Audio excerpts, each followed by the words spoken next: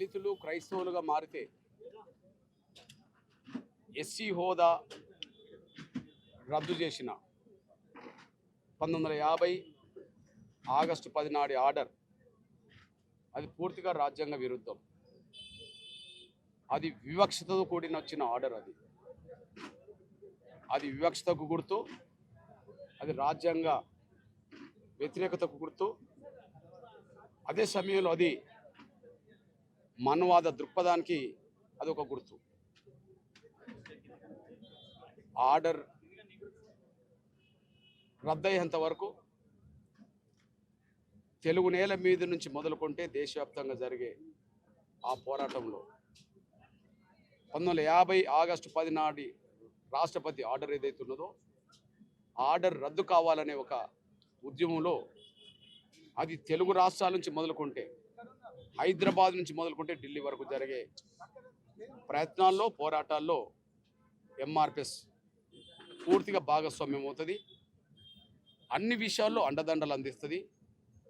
Order రద్దయ్యేంత వరకు పోరాటాన్ని ముందుకు నడిపించే పాత్ర తీసుకుంటుంది. అదే సమయంలో ఈ ఆర్డర్ రాజ్యాంగ విరుద్ధం అనడానికి ఆర్టికల్ 25 ఉండంగా, రాజ్యాంగంలో స్పష్టంగా ఆర్టికల్ 25 ఉండంగా, మత స్వేచ్ఛ ఉండంగా, ఆ మత స్వేచ్ఛకు విరుద్ధంగా ఒక దళితుల మీదనే ఈ ఆర్డర్ వచ్చింది. అందుకనే ఈ ఆర్డర్ ఆర్టికల్ 25కి వ్యతిరేకమే కాకుండా, రాజ్యాంగంలో ఉండబడే ఆర్టికల్ 25కి వ్యతిరేకమే కాకుండా అది వివక్షతో కూడిన ఆర్డర్ అని మేము భావించాల్సి వస్తుంది. అది వాస్తవం. ఎందుకంటే ఈ తెలుగు నేల మీద దేశంలో సామాజిక వర్గాల వారిగా చర్చలు ఉన్నాయి.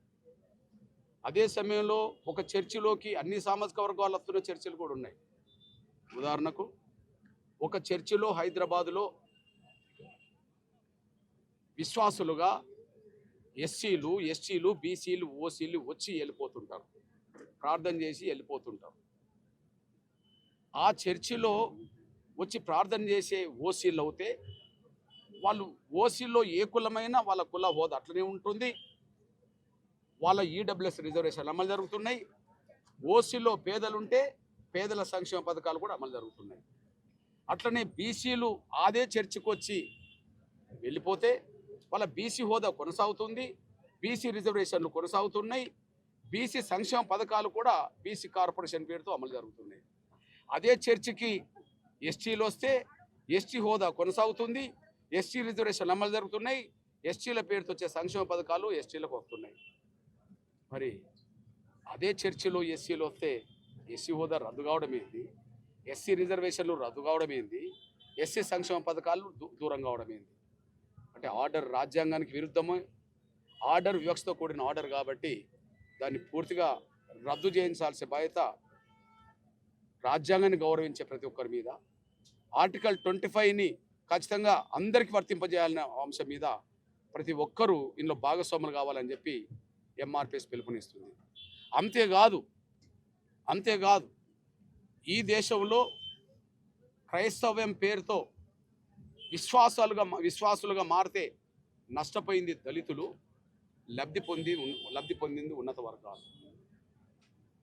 ఆ లబ్ధి విద్యాపరంగా జరిగింది, ఆర్థిక పరంగా జరిగింది, రాజకీయ పరంగా జరిగింది. ఇక్కడ తెలంగాణకు సంబంధించిన ఒక క్రైస్తవ మైనారిటీకి సంబంధించిన కార్పొరేషన్కు చైర్మన్ ఒక దళితుడు కాదు. అదే సమయంలో కేరళకు సంబంధించిన ఒక అప్పర్ క్యాస్ట్ సీరియన్కి సంబంధించిన క్యాస్ట్కు సంబంధించిన వ్యక్తి. నిన్నటి వరకు రాజకీయంగా కేంద్రంలో కేంద్ర సహాయ మంత్రిగా, మైనారిటీ సహాయ మంత్రిగా పనిచేసిన కురియన్ కూడా దళితుడు కాదు. ఆయన కూడా కేరళకు సంబంధించిన ఒక సిరియన్కి సంబంధించిన అప్పర్ క్యాస్ట్కి సంబంధించిన వ్యక్తి. అంటే అప్పర్ క్యాస్ట్ క్రైస్తవులు అయితే రాజకీయ గుర్తింపు, గౌరవం, ప్రాతినిధ్యం కనిపిస్తున్నది.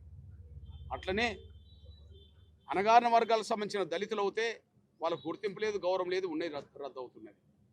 మరొక వైపు ఈ తెలంగాణలో 3 రకాలుగా క్రైస్తవ విద్యా సంస్థలు ఉన్నాయి. అది ప్రాథమిక పాఠశాల నుంచి మొదలుకుంటే డిగ్రీ కాలేజీల వరకు, ఇంజనీరింగ్ కాలేజీల వరకు, మెడికల్ కాలేజీల వరకు ఉన్నాయి. వాటిల్లో తెలంగాణ ప్రభుత్వం ఇచ్చిన విద్యా వ్యవస్థ ఉన్నది, విద్యా సంస్థలు ఉన్నాయి, కేంద్రం ఇచ్చిన విద్యా సంస్థలు ఉన్నాయి. అదే సమయంలో క్రైస్తవ మిషనరీలు జరుపుతున్న విద్యా సంస్థలు ఉన్నాయి. అట్లా వందల విద్యా సంస్థలు ఉన్నాయి. కానీ ఆ వందల్లో ఒక్కటి కూడా దళితులకు క్రైస్తవం పేరుతో వచ్చిన విద్యా సంస్థలు ఒక్కటి కూడా లేదు.